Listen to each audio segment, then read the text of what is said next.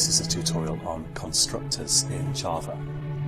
So I've got a main method set up here already, and I'm going to add a new class here in the same file just to keep things simple, which I will call machine. Now a constructor is a special method which is run every time you create an instance of your class. So down here, let's go ahead and I'll create an instance of this class. I'll create a variable to refer to it, and I'll set it equal to a new machine like this. And it's the new machine bit here that's the important bit, because that's where the new instance is actually created of this class. It's where we actually create an object. So now to machine, I'm going to add a method. I'll make it a public method, and it's not going to have a return type. So usually a method has to have a return type, even if it's void. But a constructor uniquely doesn't have any return type. And the name of your constructor always has to be the same as the name of your class. So this is going to be machine in this case. Normally a method has a lowercase letter at the start, but because your constructor has to have the same name as your class, it's of course going to be an uppercase letter. So I'll add a sysout here, just so that we can see it's doing something. Constructor running, like this. And now I can go ahead and run this program. So if I run that, we get this output here. So just the fact that I'm doing new machine is causing the constructor to run automatically, which is the whole point of it. Now, something that you often use constructors for is initialization of instance variables, for example. So let's say we've got a private string name for my machine here. I could use the constructor to set a default value for that name. So I could say name equals Arnie, for example. And because this constructor runs every time an object is created, I know that my objects will all have this initialization running. So they'll all have name initially set to Arnie in this case.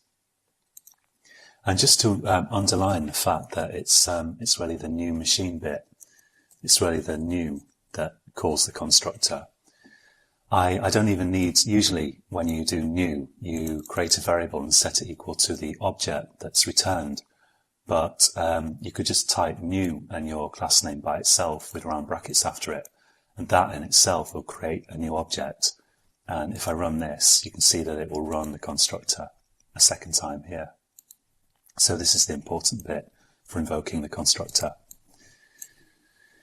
One thing that you often want to do is to have multiple constructors, because just as a method can take parameters, so can a constructor. And in the same way that actually you can have different methods with the same name, and as long as you've got different parameters to the method, then it's okay. And Java will figure out which method to call when you actually call it. So you could think of this here as being a bit like a call to the constructor. And you see we've got a place here where we could put some parameters. And this is looking for a constructor that accepts no parameters. So it's running this constructor. But let's go ahead and add a constructor that accepts a string parameter like this. And this could work just like a set method. I could say this.name equals name. So this.name means the instance variable up here, and name by itself means the local variable here. So I'm just setting this equal to what we pass in. And to pass something in, but first I'll add a sysout so we can see it running. And I'll say second constructor running. And if I just run that as it is, I'm only going to get the first constructor, which is being run here. But let's add a call to the second constructor. I'll say machine2 equals new machine. And this time I'll pass in a string, which I'll set equal to Bertie. So if I run this, it's going to look for the constructor that accepts a string, and it's going to find it here, and it's going to run this one. So when I run that, So this code runs my first constructor, and this code here, where I pass in a string, runs the second constructor, because that accepts the string. Let's just bung in one more for the fun of it. Supposing I give this a private int code, like that, so every machine has a name and a code. I could have yet another constructor that accepts also a name, but it also accepts a code.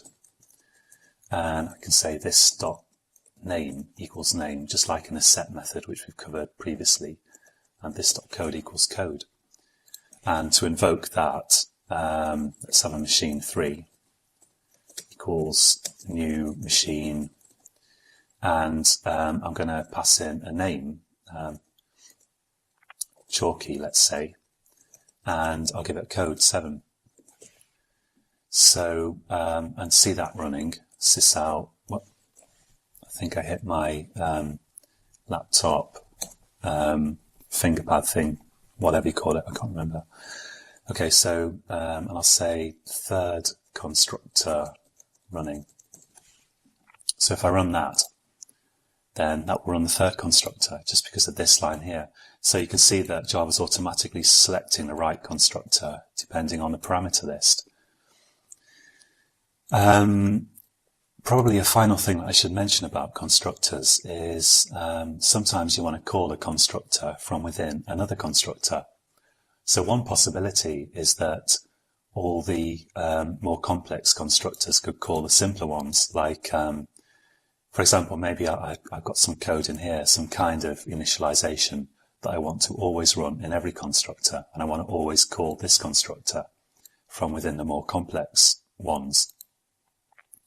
Or another possibility, which I'll demonstrate here, is you might want to use the most complex constructor in all of the simpler ones. So let's say, for example, here I'm initializing the name to Arnie, and I probably also want to initialize the code to some default value. And you'd think that you could do that by writing machine Arnie, and let's give it a default code of 0. So what I'm attempting to do there is to invoke this constructor here, which has the name machine. So I'm calling it like a method. But that doesn't actually work. And the one change you have to, well, there's two changes you have to make to get it to work. Firstly, change the constructor name to this. And I wouldn't worry too much about that. That's the second use of this we've seen in this series of tutorials. The other one is this thing here, to differentiate between an instance variable and a local variable. Here I'm using this to call a constructor, and that's all there is to it. It might look complex because it's a strange word to use, but it just means call the constructor that accepts these particular parameters. And if you wanted to call the default constructor with no parameters, it would look like that. You just have no parameters there after it. But here I want to call the one with 2 parameters. And the other thing I need to do to get this to work is a call to a constructor needs to be the first line in the constructor way of calling it. So I need to put it right at the top there. And I could have that in the second constructor as well and say this. In this case, I'll initialize with name, and again, I'll give it a default code of 0. And then this third constructor, of course, isn't going to do this, because that will be calling itself, which would be an infinite recursive loop, which wouldn't be good. So that all works. And this might look a bit puzzling, because you have to bear in mind that, let's say, for example, you just call the first constructor in your code by running new machine. And what's going to happen is it's going to go straight into this code here, and the first line of that is calling the third constructor here. So it says third constructor running down here. And then after that, it gets on to its own code and says constructor running, like that. So that's that for constructors. And in the next tutorial, we're going to cover probably static variables and static methods. So join me again for that. And until then, happy coding.